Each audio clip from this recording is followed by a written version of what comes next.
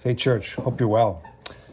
I suspect that, like you, I have a couple of people I know, friends of mine, that I've known along the way in the church who have really dramatic, powerful stories of conversion.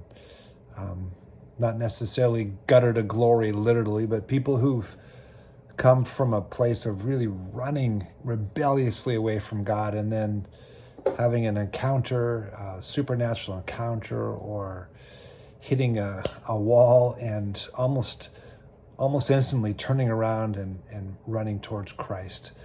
People I know that can point to the time and the date, maybe years ago when they gave their lives to Christ and began to follow him as one of his disciples.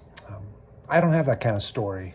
Like probably many of you, my story seems a little bit vanilla, although I do love vanilla. It seems a little bit ordinary, perhaps even boring in some ways. I mean, I grew up in the church, and there was never, I can't point to a date in my life where, okay, that's the day when I really came to Christ. It's more like not even a season, but just a progression over time of slowly coming to a solid faith in Christ. And to be honest, I've always felt in some ways like my story, my testimony of conversion is somehow second rate compared to other ones I've heard. Maybe some of you have felt the same way. We're going to look Sunday at another encounter with Jesus, and this encounter is from Acts chapter 9, and it's probably the most famous and the most dramatic conversion story in the history of the church. Of course, I'm talking about Saul, who later became Paul, the apostle. And he's on the road to Damascus, almost in reaching the city, and he's there on his continuous campaign as really a religious terrorist to imprison and execute followers of Jesus. And he has this dramatic conversion where Christ meets him literally in a flash of light and knocks him on his feet, and he is a different man from that day forward. It's a powerful story.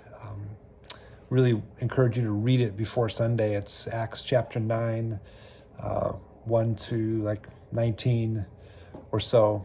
And the challenge with the story is sometimes we can think that, and it's totally unlike my story of coming to know Christ. And yet, one of the things I'd like to have us explore and have you even think about now is, as you consider your own story of coming to know Christ, I wonder if there are elements in Paul's conversion that are in all conversions to Christ that we all would share as we have come to know Christ, regardless of the circumstances. And that I actually think there are. And there's a lot that we can learn here about what happens in Paul's story that we can apply to our own stories.